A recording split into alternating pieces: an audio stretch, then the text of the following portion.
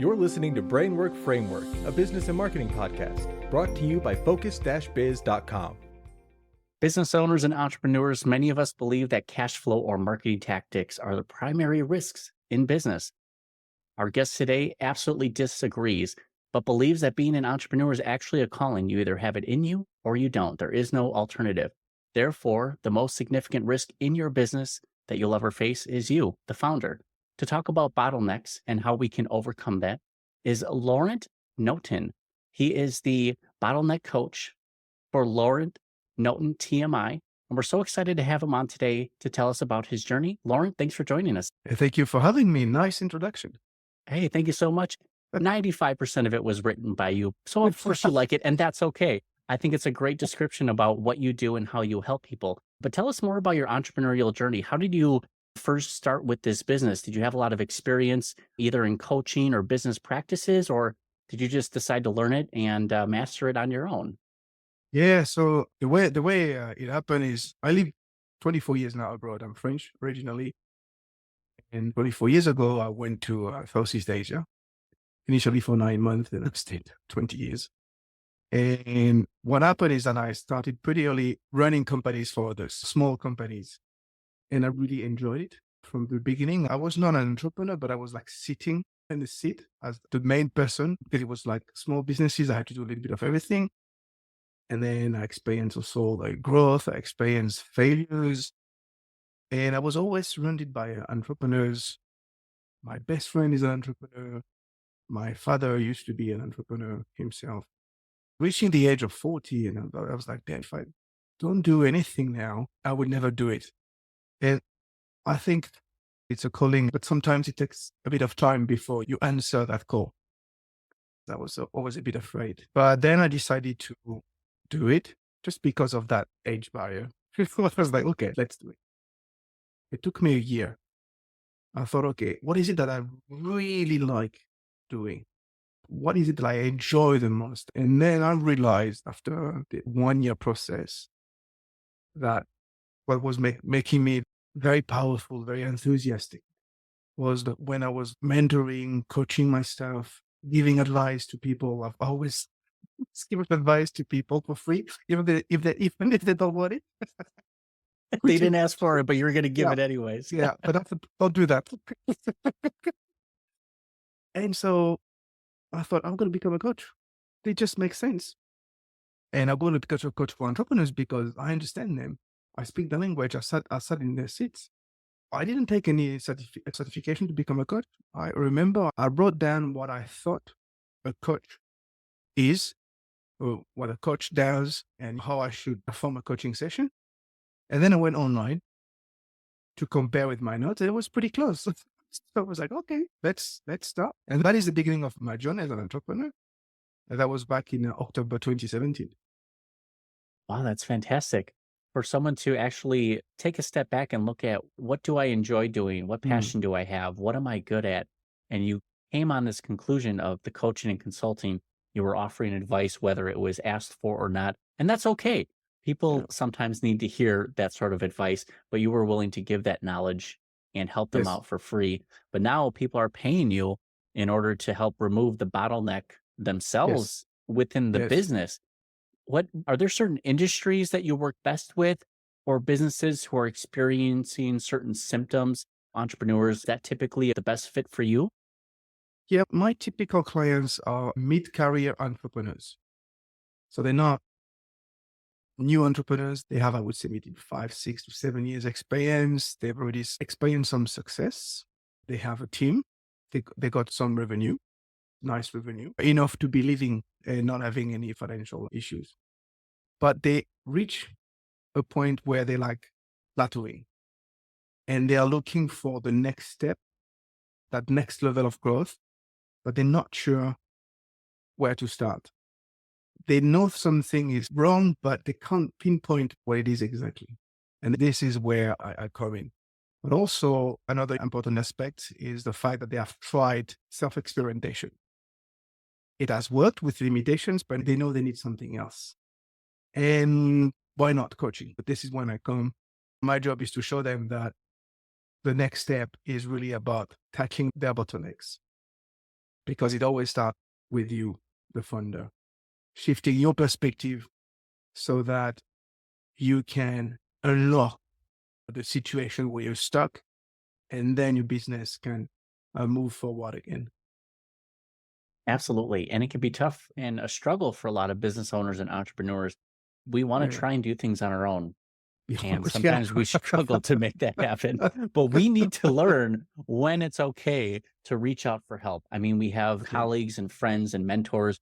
We need to utilize coaches and consultants more often, especially when we're struggling on what path do we take, what direction, what action steps do we need to take. And for Yeah. someone to come in and provide clarity, it can be so helpful for the business owners. You talk about entrepreneurs being the heart of the business, basically Mm. the engine that kind of runs the business. But then that actually becomes a bottleneck for the business owners. What are things that they can do to start removing themselves as that main driver, the main engine of their business? The thing, when I say the main engine, I'm also talking at every stage of the growth of the company. Because as the founder, you have the vision, you give the tempo, right? So you're always at the heart of the business, which is why it's so easy to become the bottleneck. At the beginning, for instance, when you do it, you do everything by yourself because it's so small. So yeah, that's easy to become the bottleneck because you do everything by yourself.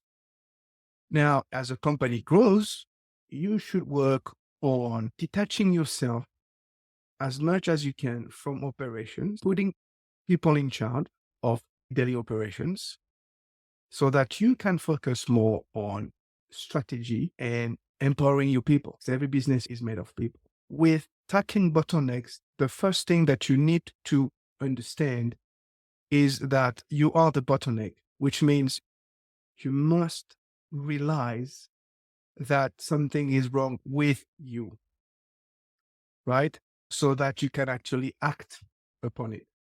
So, for instance, let me give you a simple example. I was talking today with a female entrepreneur, and she was telling me about how in 2018, she was in Houston and there was like this big hurricane, Harvey, I think.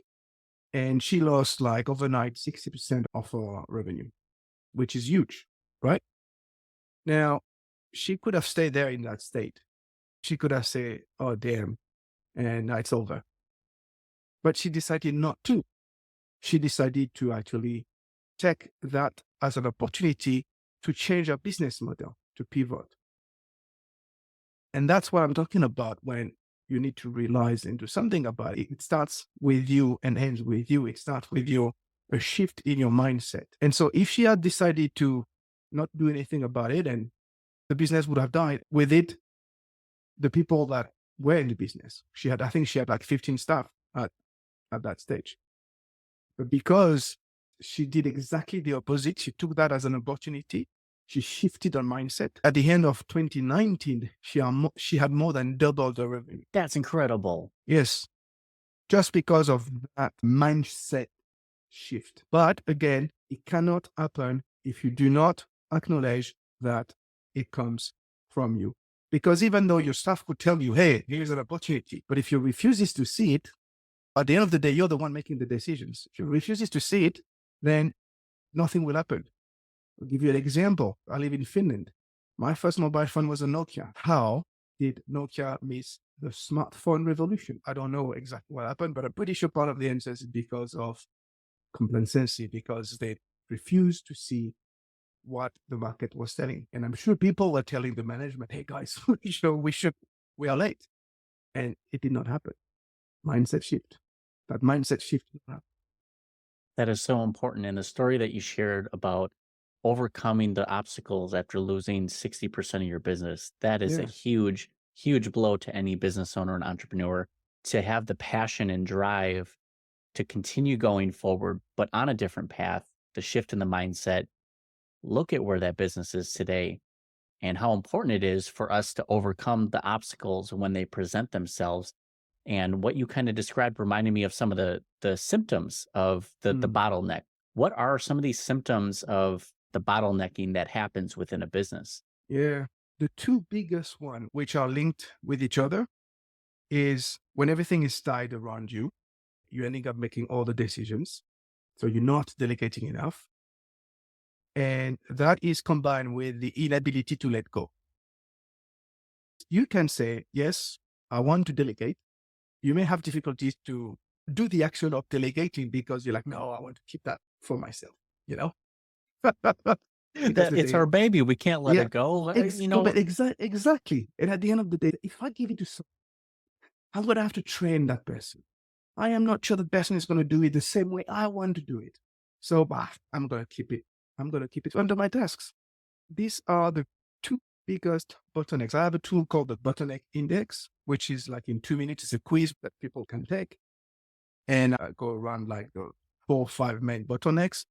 Number one and number two, always delegation, inability to let go. I'm not surprised because, every business is made of people. If you want the business to grow, you have to detach yourself, which means that at one point you need to go to build something that goes beyond yourself. And to be able to do that, you have to let go. Yeah. It's so difficult to do because it's so counterintuitive as entrepreneurs. Another one which I see often is lack of clarity in direction. I need to know, what should I do next? Am I going left, right, straight? I'm not sure. And often that is due to the fact that you have lost purpose. You started your business for a reason, and usually that reason because you want to solve a problem that exists and you want to create an impact. All entrepreneurs crave impact. They want that utopia of changing the world. I want to empower people. I want to empower entrepreneurs so they can thrive. Because I know that when they are empowered, they can go as far as to the moon, right? That is my utopia. That gives me a direction. If I'm talking to someone who is not ready to be empowered, then I am going to not have the conversation because I can't quote unquote save that person. I can't save everybody. But that's the thing with every business. Simon Sinek talks about why or purpose. That's so important. You're a DJ yourself, a wedding DJ. That I'm sure there's a purpose behind it. And when the business grows, because you're busy doing so many things, because you're busy grabbing opportunities here and there, because you have to make money also to pay for the bills, sometimes you lose track of the initial idea, your DNA. And this is where you lose clarity of direction. And again, to be able to tackle it, you first need to understand that, you first need to acknowledge that it is a problem, that you have lost clarity. And that it comes from you. Because again, here, as the entrepreneur, this is your baby.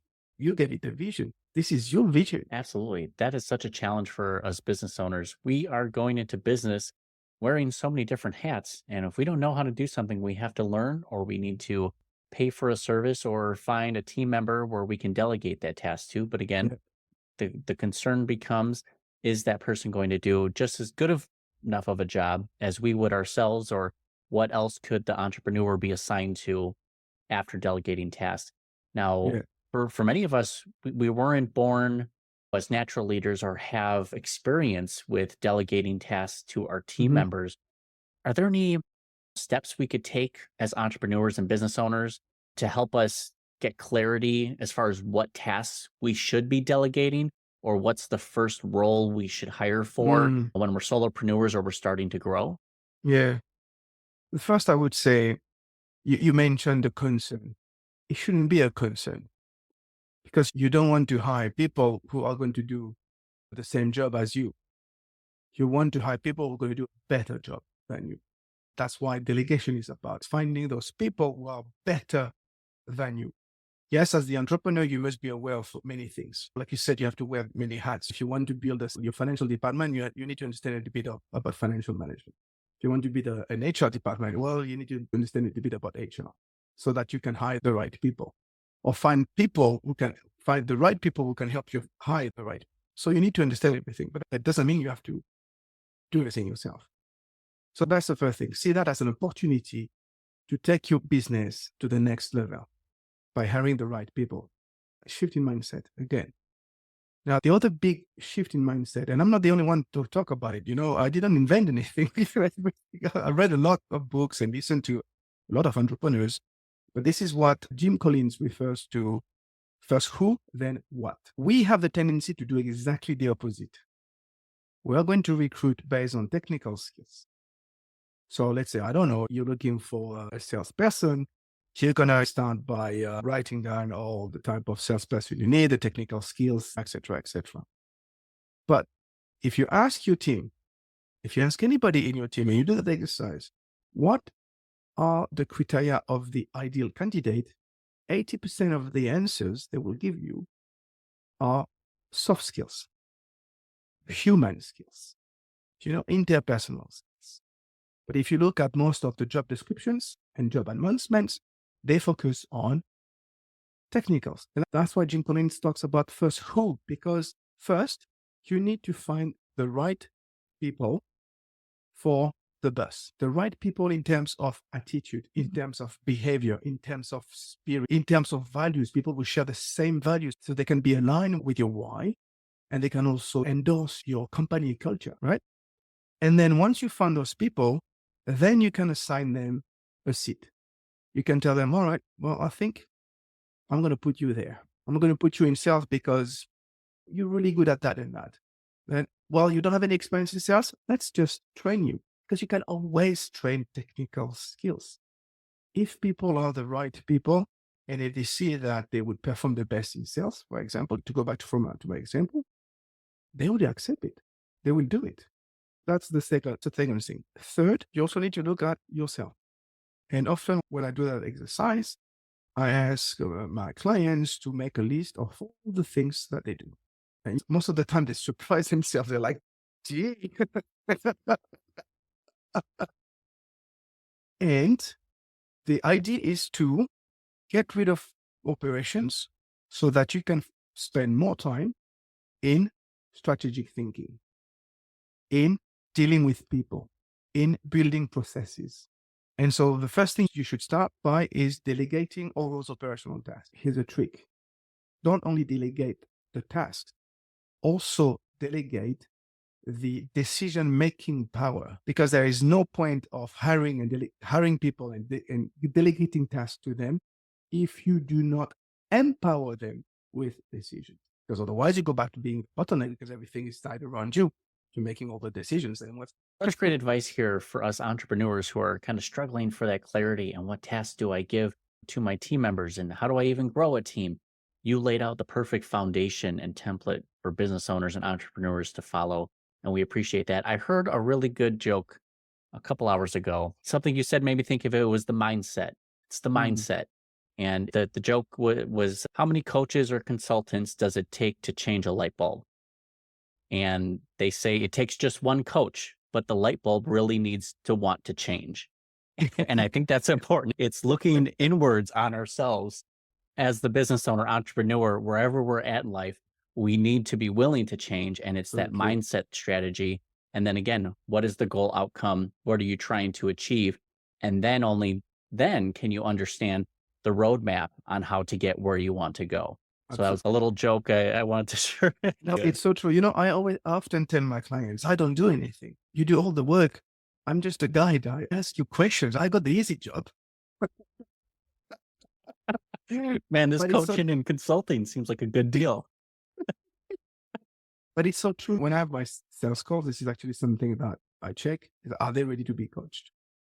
And a question that I always ask is, on a scale 0 to 100%, how committed are you to go through whatever we'll go through? I'm looking at minimum like 90%. Because otherwise, it's not going to work. It's not going to work because you're not committing to the change. Because I'm going to ask you some tough questions.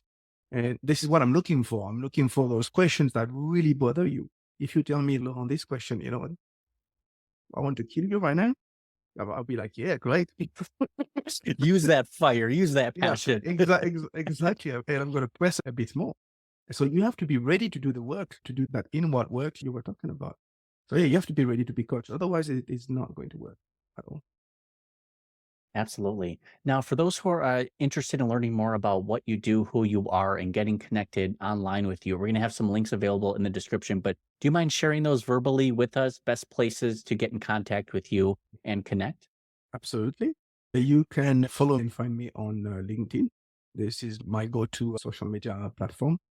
Just type my name, Laurent Notin. I'm also on Instagram. Same, Laurent Notin.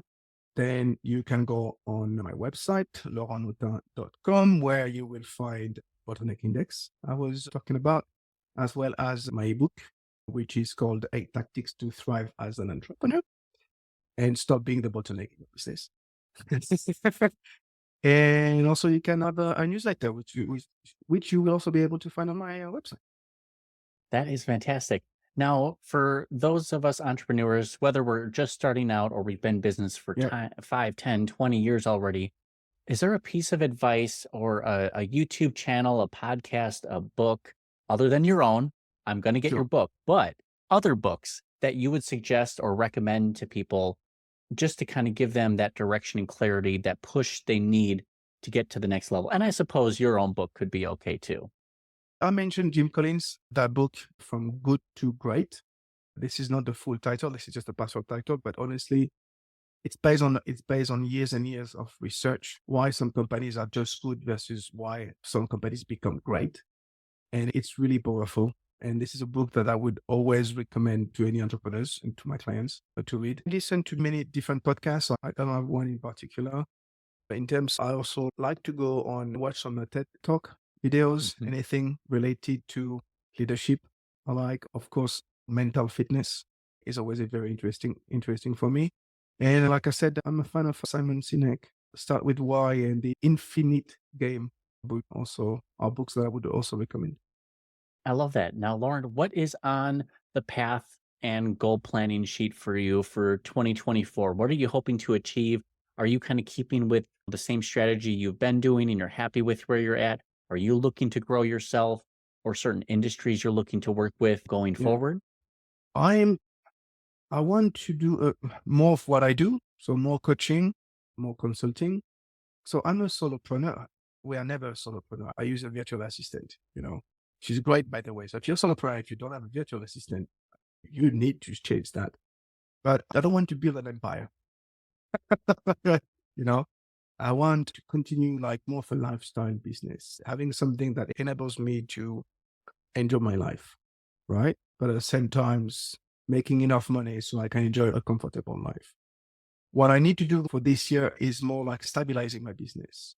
So I need to find ways, for instance, working on my marketing to get more people reaching out to me. I Just think this getting is the main issue of every entrepreneur there when it comes to marketing. absolutely. They're looking for more business and Yeah. specifically more consistency within the marketing that they employ. We can run a special offer or get people excited about a certain event, but unless we can carry that consistently, our income just fluctuates too much where Yeah. we can't really guarantee or secure that financial freedom. We have all the time in the world. We have a lot of time freedom, but sometimes we're stuck working. As you mentioned, having a VA can be so helpful, but it's finding that right balance between, are you looking to scale, build a team, that empire you're talking about? Or is it just something to make yourself a comfortable living while helping others? Mhm. And I think there's a perfect balance between the two on whichever, strategy or path that you want to take. Very excited for 2024 for you and all your goals. Anything else you'd like to share with our audience for those who are listening? Yeah. Every time I'm on a podcast and they ask me that question, I always give the same answer. And that's another bottleneck, actually. I would highly recommend that people, entrepreneurs especially, spend more time taking care of themselves. And here I'm talking about health, physical and mental. Being an entrepreneur is like being a professional athlete. And this is a race of your life. So act like a professional athlete would. Train, be consistent, like you said, consistency over intensity. And very, very, very, very importantly, take time to recover. The best professional athlete, they understand that it's important to recover because this is when your muscles grow, but it's also when you take a rest and you don't burn out. And so take time to take care of yourself, make it a priority, because if you don't take care of yourself, how can you take care of your business? How can you take care of your families, your loved ones? How can you take care of your people? Absolutely. Lauren, thank you so much for the direction, the clarity, the insight, and everything that you've shared with us today. And all of us entrepreneurs out there, I know we are going to be excited to take some action off of the advice that you shared with us today. Thank you so much for joining us. Congratulations on all of your success and future endeavors. Can't wait to see what is in store for you, Laurent. Well, thank you very much for having me, Chris. Absolutely. Thank you. And for those who want to find out more, again, check out the description links in the show notes below. There will be options for you to connect with Laurent and all of his social media links. And we'll probably get access to his quiz as well to help you figure out what bottlenecks are happening in your business. Thanks again, and stay tuned for next week's episode.